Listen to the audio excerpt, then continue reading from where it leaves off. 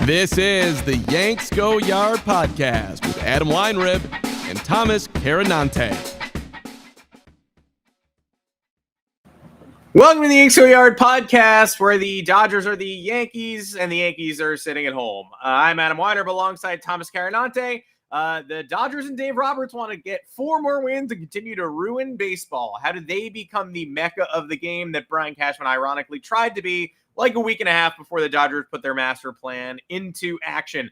They are the new Yankees. It's official. They are the team, the rich guys that everybody hates, and the team that may cause a lockout moving forward. And obviously nobody wants, a specter of evil to be succeeding, but also there's always going to be an evil team, and I'd much rather it be our team, quite frankly. But the Dodgers are causing mischief. Is it their fault? Is it every other team's fault? Who's to blame for the Dodgers getting back to the World Series, trying to become the first team to repeat since the Yankees dynasty, and looking like they're in an incredible position to do it? Plus, the Yankees have an early free agent target removed from the board before the offseason even begins, and so much more. Thank you for joining us. I'm Adam Weinrib. Thomas Carranante is here. We're still in the interim period between baseball. Dodgers are waiting around. There's a game 7 tonight. Pretty exciting. World Series begins on Friday. We got a lot of silence from the Yankees end. The press conferences are over, so now it's time to talk about the rest of the league and the implications of the early portion of the offseason for sure. 2 o'clock Eastern every Monday, every Thursday. We try. You get the audio feed after the live stream goes up on your favorite podcast platform. Thomas, welcome to the show. I'm here. I am here. I'm watching playoff baseball. I am not thinking about the Yankees. It's good stuff. I mean, I thought we were safe from like any disaster this week. Yankees baseball, the Red Sox are out. And then I watched the Giants just waste 3.5 hours of my life with just an all-time collapse that made me walk around in a circle and stare at the cabinets and wonder why I followed sports. And then I actually was up in the middle of the night last night because my dog had a stomach ache, shout out to Biscuit, and I couldn't get back to sleep.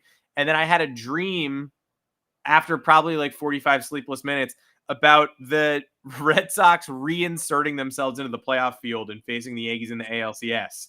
And I remember in the dream not saying that's not possible, but saying, oh my God, I totally forgot that could happen. My subconscious wasn't no, you can't come back into the playoffs after you've lost.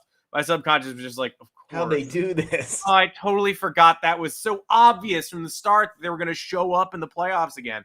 So that's where I'm at mentally and physically, running on very little sleep because of a dog and also the New York Giants. But no Yankees baseball, nothing to kill my vibe there, I don't think. Yeah, I had a dream too, very morbid dream. I was on a cruise, and there happened to be a bunch of wreckages at sea with a lot of people dying.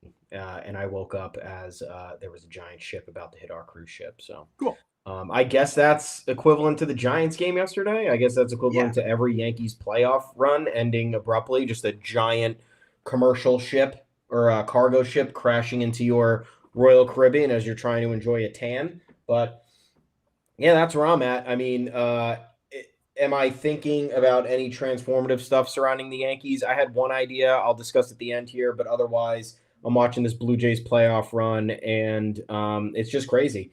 It's crazy how the Dodgers are going to their 5th World Series in 9 years. We'll get more into this in a second. And like we talked about after the end of season press conference last week, the Yankees continue to tell us it's a crapshoot. And you know who it's a crapshoot for, Yankees? For 5th place 2024 teams who managed to sneak into the playoffs a year after they essentially had almost an identical roster year over year. A team like the Blue Jays, who came in 5th place in the AL East and then immediately had your number. It's a crapshoot for the Arizona Diamondbacks and the Texas Rangers, who have not had any playoff success in the modern era, but managed to make a World Series run in 2023. You know who it's not a crapshoot for? Teams who operate a franchise properly with a really high payroll. And we'll get into the nuances there in terms of big market teams ruining the game versus small market teams not being able to punch above their weight. But there's no excuse for the Yankees. And time again, they try to give an excuse. And It's just you watch the same results every year. And look, we know better than anybody. The Dodgers were choke artists up until 2020. That was their identity. Not only were they bad till 2023 in a way. Yeah, really, yeah. Because I thought that was unfair to not acknowledge the 2020 World Series. It was. But people, that's what people will do. We live in a world of haters. But the Dodgers were we acknowledge it. The Dodgers were a bad franchise essentially from 1988 until 2013-ish. Yeah. The better part of that. And then 2013, the table started to turn. They've won the division every year since then. They've been to 5 World Series over the last 9 years. They have been the gold standard in the National League for the most part, right? If they were just succeeding in the regular season up until today and they were still choking in the playoffs, they wouldn't be considered the gold standard. But now they have 2 championships to their name and another World Series berth. So that counts for something. And, look, it has to count for something because what did we get told last year after the Yankees won the World Series? You're lucky to make the World Series. What would you do if you're talking about this team making sweeping changes after the year after they made the World Series? You won't be able to deal with the result if they don't make the World Series again. Well, I dealt with the result after them not making the World Series again and then thinking that they made the right personnel changes, and they once again didn't. So I'm done with the crapshoot argument. Again, unless you're a team fielding $120, $140 million payroll, I'm done with the excuses where players want to go elsewhere, because guess what? That was us for a moment in time. Players wanted to come to New York. Now they don't. Something's changed.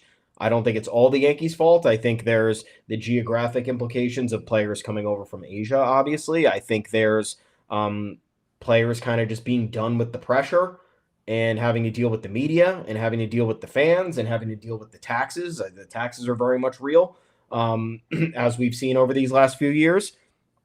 But the Yankees clearly have not created a culture where they are able to foster this over the long haul, at least into the modern era. And there's a lot to talk. Dave Roberts took the podium after the NLCS sweep against the Brewers, and he took a shot at everybody else claiming that the Dodgers are ruining baseball for what they've done with their payroll and how they've been able to attract players. And he said, let's get 4 more wins and ruin baseball. And you know what? I liked it. That's me. I liked it because you know what? If the Yankees were up there and people were saying the same crap about them over and over again, I would like for Aaron Boone to. I mean, we had Alex Cora tell the Yankees to suck on it after 2018. Yeah. And you're going to complain about Dave Roberts' comments when his team has had a target on their back all year for no reason other than that they spend a lot of money. So I'm on board with this, and I'm down to talk more about it because there's a lot to go through. Yeah, Dave Roberts took a lot of shit from, the 2020 World Series being invalidated to falling short against lesser Padres and Diamondbacks teams in 22 and 23. That is, in a way, what spurred them onto the megalithic next level of spending. So for everybody who wants to talk about how this is a crapshoot and even the Dodgers fall victim to it, maybe the Dodgers lapsed a little bit and didn't build as much depth as they should have, or high-end starting pitching in 22 and 23 and had to scrap. And then they decided, you know what, we're done with this. Yeah. Like we were part of the crapshoot, and now it's over. It ends here. Like, call it ruining baseball if you want. I think that's a ridiculous thing to call. And yes, we are Yankee fans, and no, we are not Pirates fans or Minnesota Twins fans or a team that's with an owner that refuses to pass the $120 million threshold. And those fans have a lot more to complain about, although their complaints should be lodged first and foremost in their own backyard. Yeah.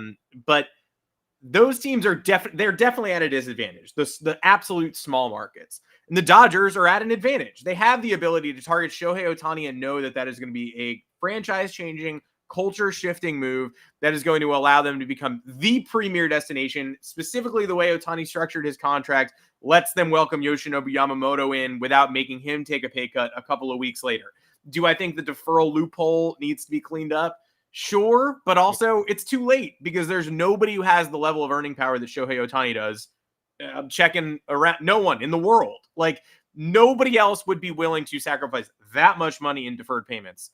He made the Dodgers back in international endorsements and arrangements the full $700 million so far, apparently, according to June Lee, a number that came out over the weekend. So he makes the Dodgers money in droves. He makes money personally in droves. He does not need that money now in the here and now, the salary. So he can do that. I don't know if anyone else alive can. So it's probably too late to clean that up. I don't think you'll be seeing, Kyle Tucker sign a $300 million deferred contract, making $1.6 million a year. But the teams that are really at fault, it's not the small market necessarily, although there are obviously bad owners in small markets. It's not the Dodgers, who decided to take the element of chance out of this. And they didn't take the regular season off, but they used the regular season to figure out these bullpen pieces do not work. We need to figure out something creative, and we have the personnel to do so with Hiroki Sasaki and whatnot. Michael Conforto didn't work. Great. He won't be a part of this postseason mix. Tanner Scott didn't work. Great. You won't see him. They managed to get themselves in gear all regular season long. They look postseason tested. They're barely dropping games in the playoffs. I don't blame them. I blame the teams in the middle who prefer some sort of creative sustainability and unnecessarily capping themselves. The Red Sox, who handed Mookie Betts over rather than pay him, you are to blame. You have money. The Angels, who wouldn't even talk to Shohei Ohtani after he got the Dodgers contract and presented them with the same details, you have money. You're in Los Angeles, the metro area. You're a problem. The Tampa Bay Rays don't have money, but they prize as creative sustainability, arm, burn, and churn nonsense that the Yankees and Red Sox would rather emulate than the Dodgers. The Dodgers say, yeah, we have a sustainable prospect pipeline, but when push comes to shove, we're going to sign Blake Snell for a ton of money. And we're going to sign Kyle Tucker for a ton of money, by the way. Like, people are going to get really upset if and when Kyle Tucker probably goes to the Dodgers this offseason. The Dodgers have money to burn, are trying to win championships, and have a hole in the outfield. Michael Conforto was there all year. They're using like Alex Call. They're using mystery men to fill that gap. They need Kyle Tucker. You don't want him to have Kyle Tucker because it makes him better. But the expectation that they're just not going to go get him when he fills a massive need and they're one of very few teams who could play around at that level. Like, I know a lot of people wish that weren't true, but that's where we're at. The teams that are really good are trying to get better. There are very few teams that are really good, and there's no one in the Dodgers stratosphere right now. I don't blame them for being what the 90s and 2000s Yankees were trying to be. The Yankees struggled to find that chemistry again when they really started opening their wallets and bringing in Giambi and bringing in Kevin Brown and bringing in Gary Sheffield. They lost the plot. Brian Cashman lost the plot.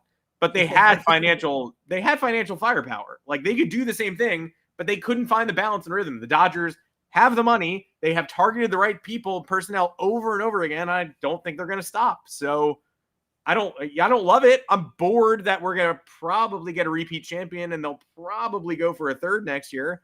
Like, I don't not appreciate greatness, but I find it a little dull, but I don't find anything to be bothered about Dave Roberts' comments. I thought those were in line. And if I were in the same position, I'd be saying the same stuff or wanting my team to say the same stuff. I agree. There's things that need to be further discussed here, like there needs to be and like you said, there's no way to fix it now, but there needs to be a limit on deferrals. You can't defer, but what they defer $650 million of Ohtani's contract. I feel like it's even more than, I think it's $2 million a year and then $48 million like 15 years down the line. So I find that to be insane, but you know. No, it's objectively insane. There's never anything that's happened to that magnitude ever. So for the first extreme version of that deferral to happen with arguably the best player of all time and a $700 million contract, like, deferrals have been happening forever. Like the National, the earliest one that I can remember is the Nationals doing it with Max Scherzer in, what was that, 2012 or whatever? 14. I wanted him then. It was him. Yeah, me too.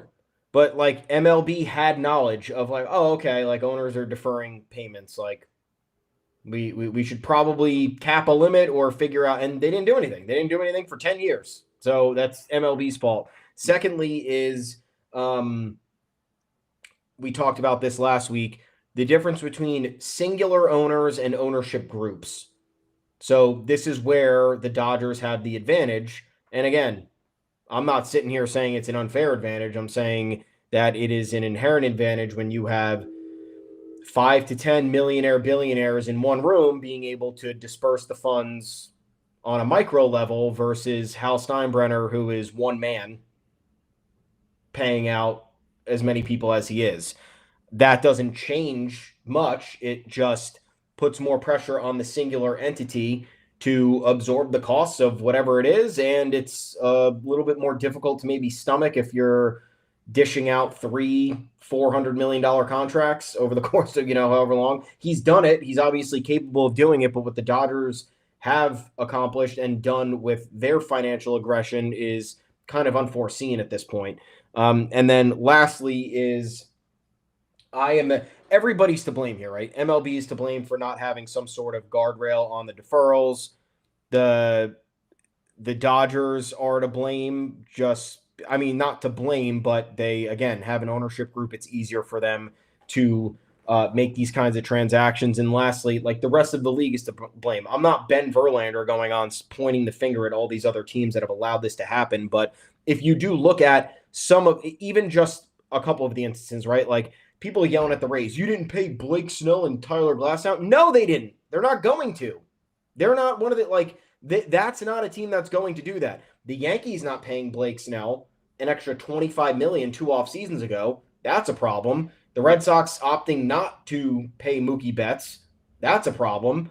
And then the Angels not entertaining Ohtani at all. That's a problem. And that has led to a snowball effect. And whatever happened with Freddie Freeman, whether that was the Braves playing nonsense with that.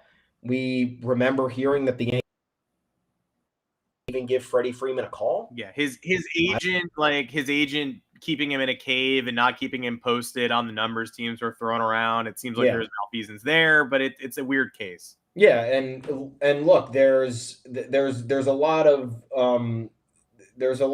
nonsense that goes on behind the scenes. I think we know that, but the fact that we heard the Yankees didn't even throw their hat in the ring for Freeman when they needed a first baseman and they opted to just give Anthony Rizzo $40 million instead, crazy.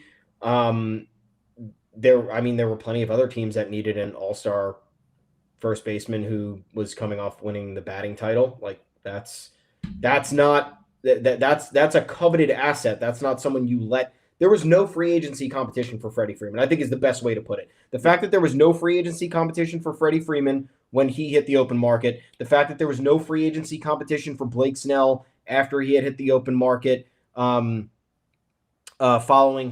his 2023 season with the Padres, and the fact that the Red Sox were abandoned. The Red Sox tore down their payroll. The Red Sox tore down a World Series winner after the 2018 season and allowed for all this to happen. And then obviously Ohtani going there, and then this giant geographical shift where Yamamoto wanted to go to the Dodgers, whether that was because he's always been a Dodgers fan. I don't know how true that is, or whether he wanted to be close to Japan. Probably the case. Hyesung Kim, I know he hasn't really been an impact in the playoffs, but that's another Asian player. He's from Korea. That adds to the geographical element of it all. And they know that now the Dodgers are becoming a marketing entity for the Korean teams and the Japanese teams. So now they have a stranglehold on that. So I think there's a lot of people to blame. And again, this didn't just happen overnight. So the people who are getting mad at the Dodgers, it's like, you didn't just wake up one day, for example, you want to get mad at the Yankees for 2009, be my guest. They woke up one day and they said, we're spending $1 billion. We're done with this shit. We missed the playoffs last year. It's embarrassing. Let's go win the World Series. Fuck this. Why we are better than this. We have an all-star caliber team. We're putting this over the top and we're going to the World Series. Enough. The Dodgers did this. This was a slow burn over the course of 4 or 5 years. So the league was watching this happen gradually, and they've let it happen. So you look at the payroll. You look at the revenue from 2024 versus the investment in payroll in 2025, and you see the teams that are taking advantage of it. And everyone's sitting here wanting to blame the teams. Again, I am on board with you to do that to an extent, but the revenue sharing issue has been an issue forever. The Marlins, the Pirates, the White Sox, all these teams have been collecting revenue share from the rest of the league for decades. This is not a new concept, and the league has let it happen. The league has not said anything to Bob Nutting. The league has not said anything to Stuart Sternberg, or I guess maybe they did and forced him to sell. I don't know. I don't know what happened there, but you look at the tables, and obviously it's different each year. But the fact that some of these teams are walking away with $250 million and they're investing 30 30% into their payroll, 35% into their payroll. That's the problem. And that is the problem that the league exacerbates, because they don't force own. And because remember, the commissioner is the owner's friend. The commissioner is working for the owners. It's not the other way around. The commissioner is there to pander to the owners. That's why Steve Cohen coming into the mix was a problem, because he was a Wild West owner, someone who is worth $23 billion, and the Mets are a pet project for him. While his hedge fund rakes in $1 billion a year, he doesn't give a shit. The Mets don't need to make money for him. The Mets just need to be fun and good, and he's making the money that he needs to. So when he came in and gave Max Scherzer that contract and blew the Mets payroll into a new stratosphere, they created a Cohen tax. Why? Because the smaller market teams and all the owners from 12 down in the payroll knew they couldn't compete with that, or didn't want to compete with that, because they didn't want to invest the money, and they knew that Steve Cohen was playing with monopoly money, and this is one of their fun investments that they have in their portfolio. Steve Cohen doesn't give a shit. Like the Dodgers ownership group, in theory, doesn't give a shit. They will invest 75% back into the payroll. They'll all pocket $25 million. Hey, my team's really fucking good. We're a dynasty. I'll take $25 million. There we go. Yeah. So this is, to me, everyone yelling at the Rays, everyone yelling at the Pirates. It's just like, this has been such a nuanced conversation for years. And again, it's like with everything else. We see the warning signs with something happening there. The seeds planted there. The crumb droplings are over there. And then it comes to a head, and the Dodgers are now dying. And now everyone's sick of the Dodgers. All of a sudden, everyone's sick of the Dodgers. Why are you sick of the Dodgers? You were laughing at them from 2023 until from 1988 until 2019. What? Even after that, again, like you said, Mickey Mouse World Series. Like, you're sick of the Dodgers because they won a World Series last year and they're in another one because they're paying players and they're making the effort. So like, this is where the fan arguments get lazy to me. It's the outrage. It's outrage culture for baseball, in my opinion. It's like, if you've been paying attention the whole time, you would have known that this was going to eventually become a problem, and you would have been talking about it the entire way. Instead, something happened you didn't like, and now you're a baby. And my thing is, there are those teams in the middle, the Red Sox and Yankees, and teams that have the financial potential to rival the Dodgers that need to be rising to the occasion. Not the Red Sox, though. Please don't do that. But like, there needs to be an American League equivalent. And it's just very ironic that there was a moment in time last winter, when the Yankees had just acquired Juan Soto, so almost 2 winters ago, as we approach this new winter, where Brian Cashman was pursuing Yoshinobu Yamamoto and said something to the effect of, we want to make sure that New York is the Mecca of baseball moving forward. And essentially, that at that time, that meant to me, we're reopening global avenues, right? We're pursuing all venues that we possibly can to improve this team, to make it so that New York and the Yankees are the ultimate destination for any and all Major League Baseball players of any and all countries of origin. Like, we want to make this the place, the preeminent destination that players will come to. And this was a moment in time when we thought Shohei Ohtani was choosing between the Dodgers and Blue Jays, but we knew he wasn't going to choose the Yankees. He hates them. He turned them down the first time he was an amateur free agent. He was never going to entertain an offer from the New York Yankees. So Brian Cashman was saying this. We got Juan Soto. We don't want to stop here. We want to become the Mecca of baseball. And we're all sitting here wondering, we're nodding and smiling and going, good. Hell yeah, good. Cool. Like, if the Dodgers are going to pay Ohtani, then you pay Yamamoto, and it all starts from there. Everybody's anteing up. Like, the Dodgers are going all in, and so are you. And then next offseason, you'll have options to pay more free agents. So will they. You'll both add as well. Maybe you'll face each other in the World Series 2, 3, 4 times. Juan Soto was enough to propel the Yankees to the World Series last year, and they were clearly not on the Dodgers level. And this offseason, when they had a chance to improve themselves and get to that level, they had to instead pick up the pieces because they lost Juan Soto. But what we didn't see coming was the Ohtani deferral saga, paving the path for Yamamoto to then sign there on a deal that was not at all a compromise and was equivalent to the deal of his wildest dreams. So Brian Cashman's attempt to become the Mecca of baseball, the Dodgers put a pin in it and foiled it pretty much immediately. Fine, sure. They outsmarted him last offseason. But that's where I get mad. Because, okay, They beat you at your own game last year. You thought they'd get Ohtani, you'd get Yamamoto, you'd both build from there. They got both. They outsmarted you. Yamamoto had an adjustment period we didn't expect in the regular season. In the playoffs, he dominated the Yankees. Carlos Rodon came up small. The Yankees were clearly not on the Dodgers level, right? The Dodgers win the World Series. What's the Cashman counter? Because he let Juan Soto walk, his offseason then turned to plan B. And in terms of Brian Cashman offseasons, it wasn't the worst one. I've seen worse, but he had to make that entire offseason plan up playing from his heels because of their failure to bring back Juan Soto. If you think long-term they're going to be glad they didn't bring Juan Soto back as a quasi-DH, I hear you. I can get behind you, but if the Yankees' intention was to build a Mecca and then the Dodgers stepped in front of them and brought in 2 global baseball ambassadors, last offseason should have been the Yankees' moment to punch back there and figure out an alternate pathway to turn themselves into the Mecca of baseball. If that meant overpaying for Blake Snell in addition to Max Fried and pulling off a Garrett Crochet trade and just going all in on arms, sure. Instead of having a megalith of an offseason or any, they had to piece a bunch of spare parts together and hope that Paul Goldschmidt would become more than a platoon option and hope that their bullpen would hold up and that Devin Williams would have another all-star year. And I liked it. I liked it as a pivot, but it was a pivot under duress instead of putting your stamp on an offseason. It worked well as a plan B, but I think it got the Yankees about where we all expected their ceiling would be. A low 90s win team that won a round of the playoffs. I didn't know who they would could have lose. gotten hot, but didn't. Yeah, it got them to the point of being a couple of dice rolls away from going back to the World Series and then being the team that we all would pick to be chum at the Dodgers' hands. Like, I think the Blue Jays and Mariners are about to play a very exciting Game 7 tonight. Probably. I give the Blue Jays the advantage, probably, on their home turf. And then if the Blue Jays advance to the World Series, you're going to see a big old ESPN projection page of Dodgers in 5.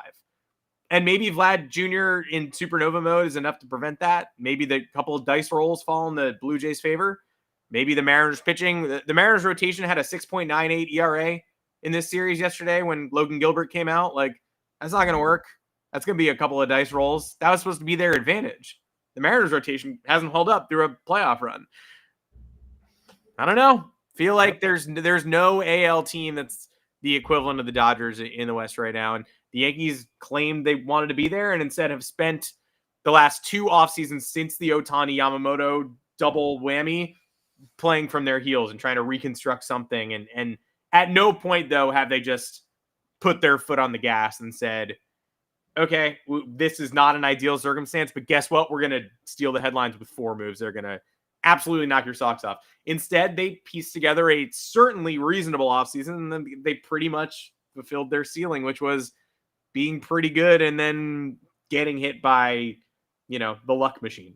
Well, again, it was an offseason with tapered measures. It was, we're going to go here, but we're not going to go there. We're going to stop there. We can't go up here. And is it crazy to say that, like, when a team like the Dodgers is doing this, it's another big market team's responsibility to counter it? Or is that me being unreasonable?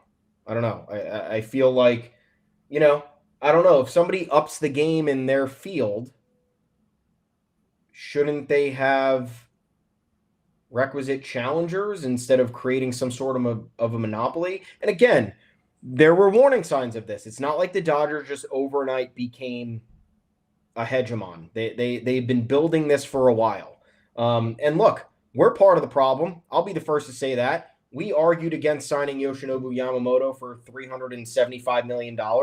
And I still kind of stand by that to an extent, because if he was using the Yankees as negotiating leverage and they were pushing him into uncomfortable territory, that's fine. But one of the first reports that came out from that was that the Yankees thought it was crazy to pay him more than Garrett Cole, and they weren't going to do that. And it's like, you can't think like that.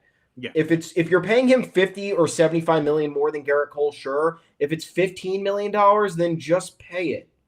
Like, I understand the hesitation there. A lot of people were talking about that. You're going to pay this guy all this money to not pitch in MLB. Well, guess what? Obviously, there's a reason for it.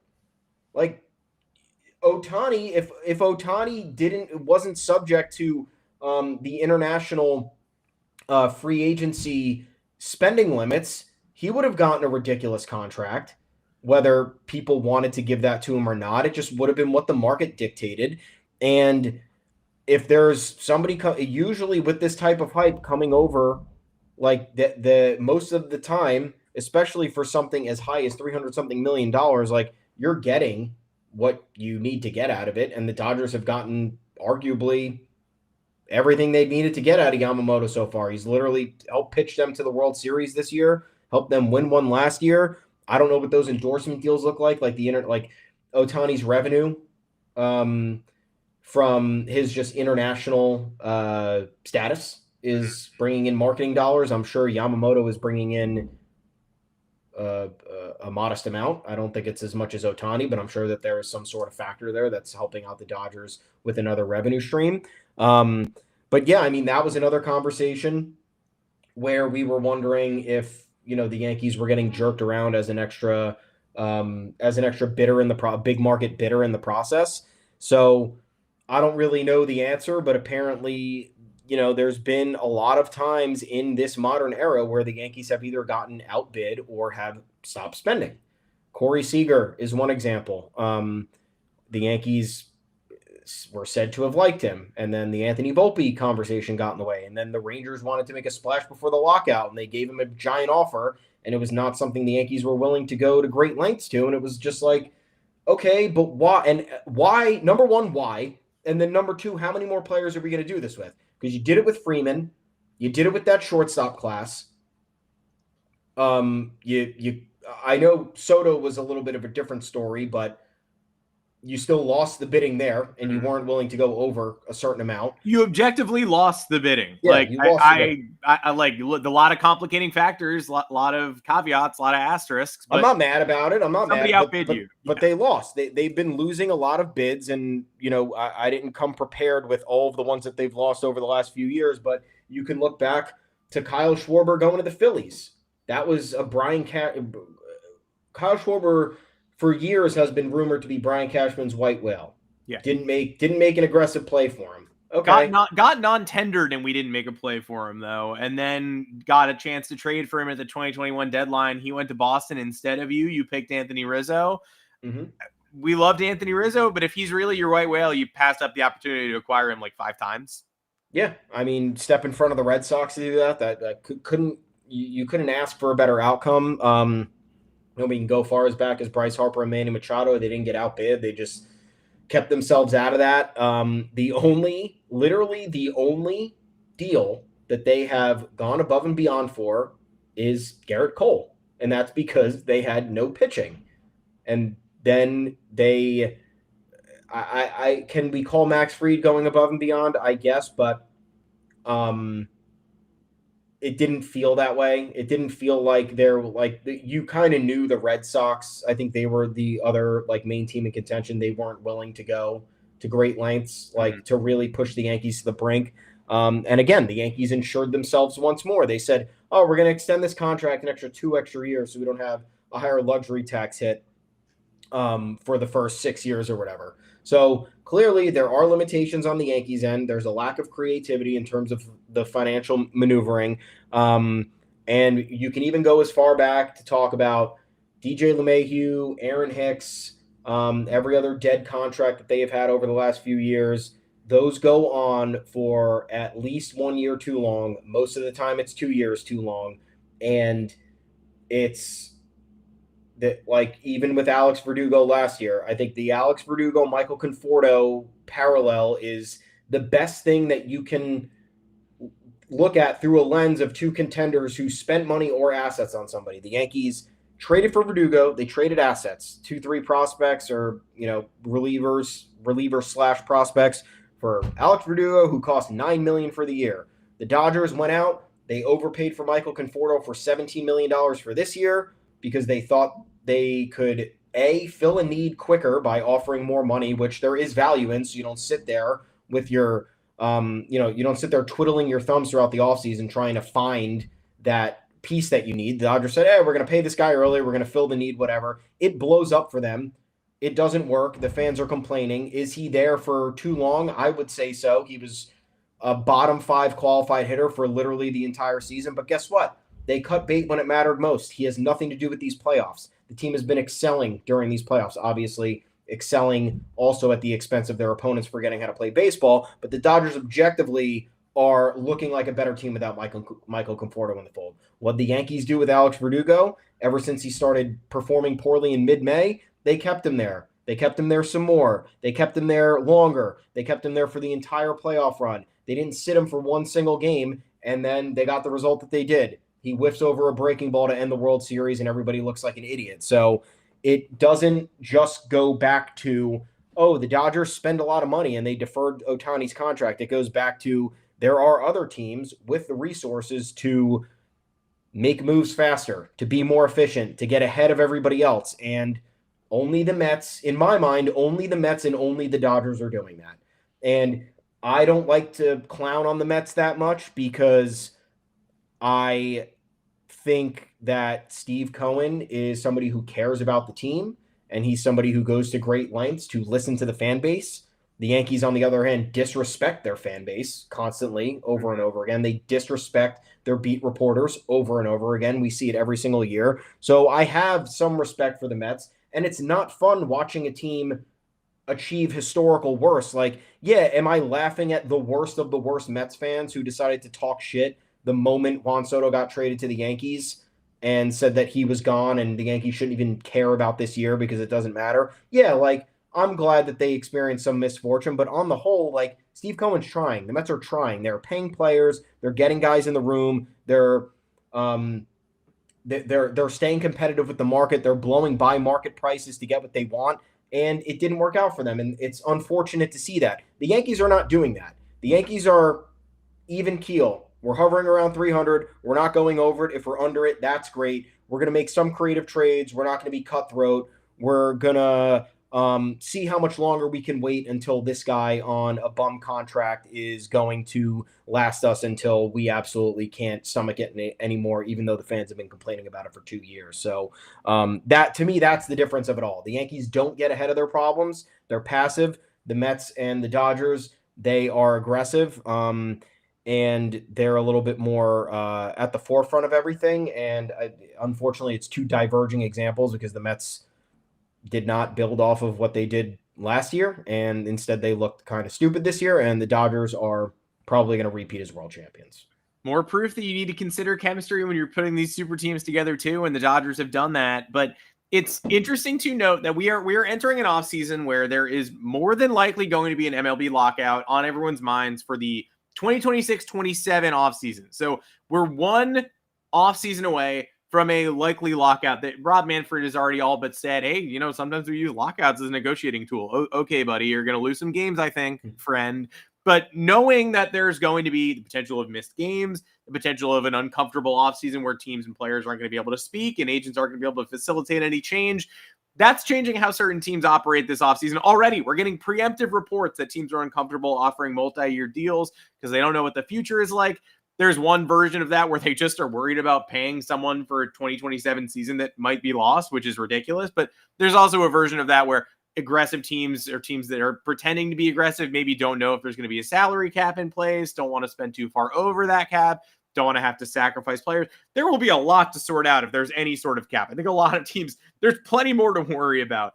But players have claimed that that's a immovable rock. Like, they won't even talk about a salary cap. So if that's what you're worried about, fine. But you know who doesn't seem to be worried about that at all? The Los Angeles Dodgers, whose names have been tied to Kyle Tucker already. Like, supposedly everyone in this new environment is scared of multi-year long-term contracts, but the Dodgers, the team that would have the most to lose if a salary cap were instituted because they have the most outstanding payments, aren't afraid to tie themselves to Kyle Tucker and admit that, yeah, we're interested. And that's going to be a $350 to $400 million to $450 million deal. But they don't seem to care, which makes me ask, why shouldn't the Yankees be equally aggressive and take advantage of the trepidation of teams, whoever is actually scared about the lockout and is letting that prevent them from making multi-year splashes? You got to assume that's teams like certainly teams like the Brewers and Cardinals, the ones that are stuck in between.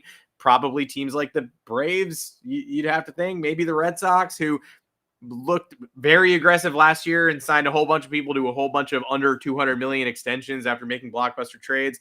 I don't know who exactly is scared of this lockout, but if the Dodgers aren't, then what, explanation does every other team have for being afraid of the financial landscape they're about to enter? The Dodgers have the most to lose. If a salary cap is instituted, they're going to have to shed $100 million of payroll or something like that. But they don't seem worried. They don't seem to believe that's going to be the case. So unless these teams are scared of losing 2.5 months of payment in 2027, I'm not sure what everyone's so afraid of. It might be the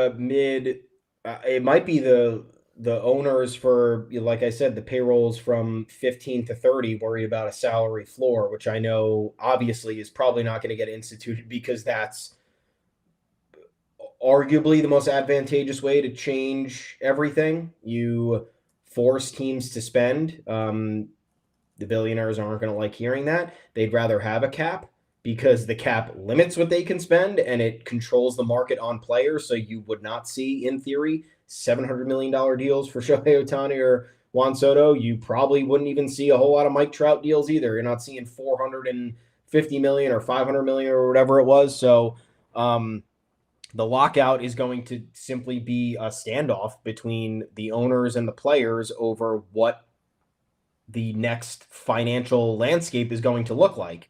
And the players are obviously going to fight for a floor, to force owners to spend and to keep the bottom competitive. Like, imagine the Rays, dude. This is what I think about all the time.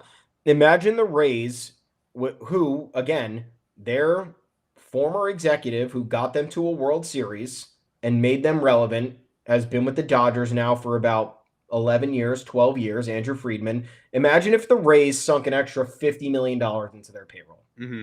Just imagine what that would do. The years that they didn't, if they, what other years were they competitive? They went to, let's say 2021, for example, when the Red Sox upset them in the DS. That's the ultimate. Yeah, they were incredible. They won 100+ games that year. Yeah. They had every reason to do that. They won 106 games, I think. Imagine if they had fucking two star players making $27 million a year. That changes it doesn't make all the difference, but for what the Rays do and how they structure their teams and how they structure their analytical plans, like, they are an organization that follows their process religiously, and it has largely yielded good results for where they limit themselves, as opposed to the Yankees, whose process does not yield good results for where they limit themselves. The Yankees are essentially just as relevant as the Rays in the modern era for what they've accomplished. They've both been to the same amount of World Series. They probably both have similar division titles, if I'm not mistaken. We need a fact checker on this podcast. Do we have a budget for that, guys? I'll sacrifice some salary. Yeah. Okay, cool.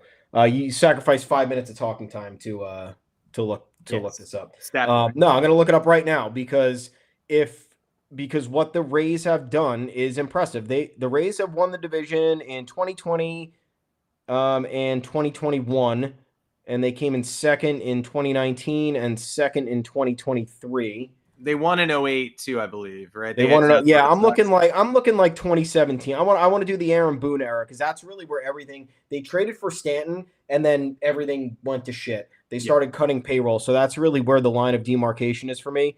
Yeah, they have the Yankees have one more division title. The Yankees won in 2019, they won in 2022, and they won last year. Yeah. So they have one more division title than the Rays. They obviously have a boatload more of playoff. No, they don't actually. They have 1, 2, 3. They only have 3 more playoff appearances than the Rays. The only thing they have on the Rays is the advancement in the playoffs. The Rays have only gone to 1 ALCS, and the Yankees have been to 1, 2, 3. So, I mean, but again, you're talking about a team that has a $300 million payroll versus a team that has somewhere in between annually 70 and 90 million. So the Rays are spending a fraction of what the Yankees are, and they're yielding somewhat similar results. It helps being the Yankees. Obviously, you have the perennial contention in your mind every year, and they are always at the forefront to be in the mix for certain free agents or certain trade candidates that the Rays don't have the luxury to be. But again, increase the Rays payroll by $60 million, and let's see where it takes them, because I think it makes a whole lot of a difference for organizations that are operated properly and executives who are really rigid in their successful approaches. And there was a world where the Rays went for Freddie Freeman after the 2021 season. They were rumored to have extended him a contract offer. That never happened. But if there's some precedent, we don't even know if it was communicated based on what Freeman's agent did. But if there was some precedent for that, if the Rays could be trusted to build further, then who knows? Maybe that offer gets to Freeman. Maybe he listens. Maybe they add another name that we don't know. We'll never know because they've never been that team. And maybe they never will be. And they're probably dancing around knowing there's a lockout coming, and they can maybe some of the big spenders will fall back to the pack. They can continue to rise up on their own brand of success, and they won't have to worry about someone blowing them out of the water in the American League financially. Couple more things I want to talk about because Okamoto is already off the board. Like we talked about over the last show, like, hey, Murakami is a Japanese import the Yankee fans have been watching since the WBC, and beforehand he was this 50 homer lefty bat and the Japanese Babe Ruth, and at some point he said he wants to go to the West Coast but will consider the Yankees, and Yankee fans ate that up like catnip. He's probably going to the West Coast, but in reality the Yankees are kind of settled at first base, kind of settled. They could really use a veteran companion to Ben Rice, but they sort of have it locked down, we think. Pursue who you want to pursue. But if you're looking for mega deals, I'm not sure a slugging first baseman is exactly what you need right now. Murakami strikeouts 200 plus in Japan, struggles against high velocity. The competition in Japan is high, but not quite Major League Baseball high. If he's got these issues with his swing in Japan, he'll probably have them in America as well, and they'll be exacerbated further. I don't want to pay that person. If you still do, then okay, good for you. But he hasn't interested me nearly as much as Okamoto has. Probably the best pure hitter in Japan right now. Versatile first base, third base, and a righty bat. And of course, the Yankees had the Hideki Matsui connection, Yomiuri Giants, maybe a little under the table bargaining. Came out today, reportedly, he's not even going to get posted. So the Yankees had an advantage there. They had an advisor in his ear. They know someone who has a great relationship with his current team. And apparently that current team doesn't want to become a former team because he's not even coming to Major League Baseball. So it was hard enough putting together an offseason plan for the Yankees, knowing their financial restrictions, knowing how much bullpen turnover there was going to be, knowing how many positions they were locked into and how they would need to accommodate players like Jason Dominguez and Spencer Jones. Having someone who could play first, third, outfield, versatility, move around, help reestablish a Japanese pipeline that they've been unable to tap into in recent years sort of was my plan. Like 1A was the most creative, unique solution I had to figuring out how they could maximize their very weird offseason. And that's not an option. So it makes talking about this offseason even tougher because now I have less to theorize about. That was one of my aces in the hole, and he's gone. Did they give a reason why? I haven't seen it yet. No. I'll be honest with you. I haven't paid any attention because I'm not banking on the Yankees landing any of these Japanese players. Apparently, it's impossible to. But this was the one where I was like, the Matsui factor. There was a rumor that Matsui was included in the Yamamoto talks, and it turned out he just sent a video message, and that was pretty lame. This was genuinely one where it felt like if the Yankees wanted it, he could facilitate it and make something happen. And now it's, unless these reports are inaccurate, he's not even coming to market. Yeah, and it curious choice, especially with next year being an issue. Or do they think that that's maybe negotiating leverage? I don't know. Confusing. Or maybe he just doesn't want to leave. You simply never know. Or maybe couldn't tell you, but I had my eye on it, and now we don't get to talk about that at all. And it makes the free agent pool even muddier for a team that's trying to unsuccessfully become the Mecca of baseball. I also do want to shout out the San Francisco Giants. This has not occurred. We have nothing finalized. We don't know, but they apparently are zeroing in on Tony Vitello at Tennessee, the University of Tennessee, as their next manager. And I almost said head coach because I'm so used to saying that college teams are shuffling head coaches around, but we've got a manager candidate in San Francisco totally off the board. And this is almost like a young, inexperienced analytics war. Look, Vitello is smart. He's a modern baseball manager. So there's no way he does not employ analytics in his decision-making process. But at the same time, personality-wise, he's a Billy Martin throwback. He's a hothead. He's a firebrand. People have wondered, how he's even able to persist at Tennessee. Like when Tennessee flames out in college baseball tournaments, often it's because he lost his gourd a little bit and was subject to, temper tantrums and the like. But it's also worked. Tennessee won the College World Series in 2023. Like, he's had success. Their first ever as well. Had success at the top levels of the collegiate game. And he's always been on the draft show the last couple of years on Oh, really? The stream of the draft, sitting at the table talking about his former players as they go, recruits he wasn't able to get, college players who've impressed him. I've always been impressed with the way that he's been able to communicate those points from an analyst's perspective, taking a step back from his day job and just getting on the desk and really giving more insight into the process and what he saw at the collegiate level, as opposed to these scouts who are giving the bird's eye view. This is really, it's the least helpful analysis ever to be like, this could either work or fail. Yeah. Thanks, Adam. I love that, but it's true. That's what people keep saying, but there really is. I don't think there's a world in between where he's just sort of mediocre. I think he's almost like Gabe Kapler, who they have previously tried in this seat, but without the like woo-woo edge and there are many personality eccentricities to Gabe Kapler that made him kind of a turnoff. He would go, he would say strange things. He would go live on Instagram and just behave bizarrely. I don't think Tony Vitello would do the same thing. If he does, then okay, hand up. I'm wrong. But he gives off similar, like, strict, regimented vibes. But obviously he is a modern manager. You would not succeed in the collegiate game if you were not paying attention to the analytical warning signs. But this is either, I don't think there's a middle ground here. I think this is either exactly the kind of outside the box hire Buster Posey needs, or way too big a swing, in much the same way that the Rafael Devers trade appeared to be for most of last year. So I'm going to be one who applauds him for making the move, and I want to see someone with this old school fire succeed in the dugout, because if they don't, again, I think this might be the death knell for this manager type. The Billy Martin, Lou Piniella, everybody who wants a disciplinarian. This is kind of the test case, and if it doesn't work, you're not going to see many of those. You're going to see a lot of former catchers who are willing to learn, carrying notebooks around, and a lot fewer of firebrand baseball men taking the reins and reshaping a program in their image. Yeah. Also, the fact that why do we just never see collegiate managers make the leap? It's bizarre. Like, I understand it's with other sports. We know how complicated it is, right? Because you are managing students versus managing grown men making $200 million. So I get the difference there, but the fact that, like, I don't know, it's weird to me that some MLB teams would rather hire a former player with no experience rather than a college coach who, and forget about Tony Vitello, like guys who have been in the collegiate ranks for decades, who have had success and rose through the ranks.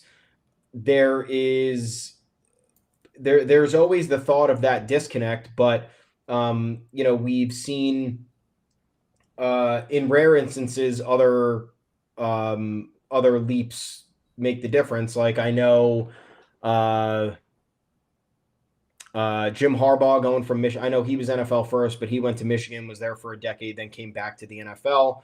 Obviously this year, the jury's still out on this year for the Chargers. Mm-hmm. Basketball is one of those complicated ones, but we've seen Brad Stevens make the jump. And then you get like a Billy Donovan. Like, sometimes you've got just a analytical genius, and Brad Stevens in a front office now, and sometimes you have a vastly overwhelmed man who's suddenly being bossed around by multimillionaires. Yeah. Like, I don't know, man. Yeah. So yeah, I mean, it's tough. The one way that I could look at it though is like in this newer age of collegiate sports, NIL involved. I don't know how far it spans in the baseball world, but you look at the success Tony Vitello's had. And if he has that player manager mentality, but can also hold his guys accountable, obviously there's something to be said with the success that they've had. I was looking it up earlier. College World Series winner in 2024, but technically the 2023 season. I don't know how it works. 3 NCAA Super Regionals, and these were all since 2021. 5 NCAA Regionals dating back to 2021, 2-time SEC tournament winners, 2-time SEC regular season winners. I'm pretty sure the SEC is the best conference for baseball too. At this point, but far and away, LSU is the team. No question. So you look at that magnitude of success in this, little ecosystem, and I think like this would be the guy. So okay, if this doesn't work, then what will work? He apparently has the chops in terms of the mentality, in terms of the overall knowledge, and then he has the chops with delivering this. You look at any other sport in the SEC, man, it is hard to succeed. It is cutthroat in that conference, whether it's basketball, whether it's football. Again, I know baseball is different. The spotlight's not on you as aggressively as it is those other sports. But, I mean, you can't really argue with this. And I think that if you're looking for that type of the outside-the-box hire, and I think MLB needs that, because a lot of what we've seen is, these former players making the jump, and they're people pleasers, and they're aligned with the front office, and they're buddy with the players, and they lack a track record of coaching or true. Like Aaron Boone went from the broadcast booth to Yankees manager. Like the fact that the Yankees thought that was like that being the Yankees outside the box move is crazy to me. Because the Yankees don't usually do that. The Yankees are, oh, nope, we got to go by the book. We got to find the guy who won manager of the year one time. We got to find another guy who went through the minor league ranks and worked his way up to hitting coach and then bench coach. And then they're like, no, we'll take this guy from the broadcast booth who played for us 20 years ago. So it was bizarre that was the route they went. But, more of indication of how kind of lost the Yankees process is when they try to take a swing. It's the most egregious swing you've ever seen in your life. And then when you think they're finally going to deviate off of, their hesitant ways or their rigid ways, they end up staying the course and being stubborn to a fault. So who knows? I hope if the Tony Vitello thing does come to fruition for the Giants, I hope it works out. It would be cool to see it work out. I'm sick of seeing this managerial turnover. It's like, I don't know. A little bit upsetting to see what happened to Bob Melvin. He gets run out of San Diego, then he gets run out of San Francisco. And there's a lot of these other teams who just can't get somebody to latch on and change the culture. So maybe this is it for them, and that'd be fun. Bring some more competition to the NL West and help the Dodgers keep the Dodgers from ruining baseball, I guess. Yeah, they are ruining baseball. We're aligned. I was excited to see Albert Pujols get the Angels job too, and apparently that is not happening because Artie Moreno fumbled yet another bag. So we'll have to be excited about Vitello for now. Excited about Pujols somewhere else, maybe, and maybe Vitello falls through too. And we have to delete this from the entire podcast. Tony Vitello, hey, how's he? We also clearly like him because he's Italian. Yeah. One more note as well before we sign off. Rest in peace to Jesus Montero. One of the craziest things, awful. Most horrible pieces of news that crossed our desk in quite a while. You could barely even comprehend it. I find his whole career to be pretty incomprehensible. Anybody who watched him come up in 2011 and come up in mid-September with the Yankees, 2 years removed from 2009, a weird year where they didn't quite have the starting pitching, Freddie Garcia and Bartolo Colon are in the rotation. You're looking for a reason to believe in the playoffs. And Jesus Montero shows up and immediately gives it to you. He's 21 years old. He hits .328. He hits 4 homers in 18 games. His first 2 homers come in this wild back and forth game against the Orioles. He takes Jim Johnson and his wild sinker out to right twice. And I obviously rewatched these home runs yesterday when I received this news. And they're remarkable. Like, you've watched a lot of people reached the porch since New Yankee Stadium opened in 2009. I can't remember a single right-handed batter going oppo who went this deep into the right field seats effortlessly twice. He hit basically the same home run to the same spot twice. It was like sinker boring down and in on him, flicked it out to right, and it went in the gap between the second deck and the bleachers, basically 2 times in a row. He only got 2 at-bats in that playoff series against Detroit, delivered 2 hits. I remember knocked in runs. In the game 4, which they won, sent the series back home. Still shocking to me that he was traded that offseason, that they didn't give him a longer run. They sent him away for Michael Pineda, who certainly had his moments in New York. And from that point, Montero's career took several turns. You have no idea what happens if he stays in New York, if they hand the keys to the catcher position to him. You have no idea what happens if he's maybe traded in 2010 when they held on to him for Cliff Lee on the Mariners. The Mariners maintained interest in him, obviously, for another season and a half. The Yankees were ready to cut bait. I still feel like there's a world where he could have been an all-time great Yankee preceding Gary Sanchez by 5 years at the position. But he got in a motorcycle accident, and I heard rumors that he was clipped by a drunk driver. What I saw yesterday was just that he was in a motorcycle accident, and it had been 2 weeks in the hospital, finally pronounced dead yesterday. So Montero's 2 career, weeks? obviously. Yeah, I mean, it was like October 5th that the accident had occurred, and he was officially pronounced dead yesterday. So just objectively horrible. Anyone who was a Yankee fan of a certain age followed his career every step of the way. They were surprised how short it was with the Yankees, surprised how short it was in the bigs, but does not diminish his star or his natural talent. And just a tremendous loss in so many ways. Oh, God. Yeah, I mean, that's a great recap of his career. Really, really heartbreaking stuff. Thoughts and prayers out to his family. Can't even imagine that pain. Literally our age. So don't even, 35 years old, just turned 35 or was turning 36. So yeah, rest in peace. I know his Yankees legacy obviously was cut short due to the trade, but it was a name that I think most diehard Yankees fans knew at the time, and they tracked him after the trade too to see how he was doing and wished him the best. And it's just awful news to deliver, and really a heinous situation with the way 2 weeks in the hospital after that is just friggin' it's unfathomable. But yeah, all the best to his family and his friends, and sheesh, just this is the worst stuff you want to have to talk about. Yeah, sending love to his family, anyone who needs it. We are here. We'll be here on Thursday afternoon, 2 o'clock Eastern. Again, talking ball, talking any Yankees developments. They've gone radio silent since the Brian Cashman, Aaron Boone end of year pressers, but we'll have the World Series starting Friday. There will be a gap regardless in the action, whether it's the Jays or the Mariners. Real quick, who you got tonight? You got Toronto riding the home field, or you're going Seattle on the road? Yeah, I mean, Seattle. What's Seattle? I mean, look, I'm not writing off Seattle, but it would be a plot twist for the ages for Seattle to capture tonight. They have the Blue Jays haven't given up, and you got to give them credit for it. But what Seattle's done is just wild to me. With some of these pitching decisions, with the defense killing them, the defense and the base running killing them last night. The momentum is real, and Toronto, I think, has stolen the momentum in large batches. They stole the momentum after Seattle claimed 2-0, and now they stole the momentum after Eugenio Suarez's game-winning grand slam on Friday night. So I don't know how you come back from that. Obviously, anything can happen, but you look at Seattle's DNA. Seattle's not a team that gets back off the mat and punches. They are a team that withers away. This is their first Game 7 in franchise history. I don't think that they're built for it. I hope they clip this. I don't know, why would they clip this? They don't care about what I'm saying. They're probably there. Of all our rivals, I think they're the ones who are not watching HBR, but you never know.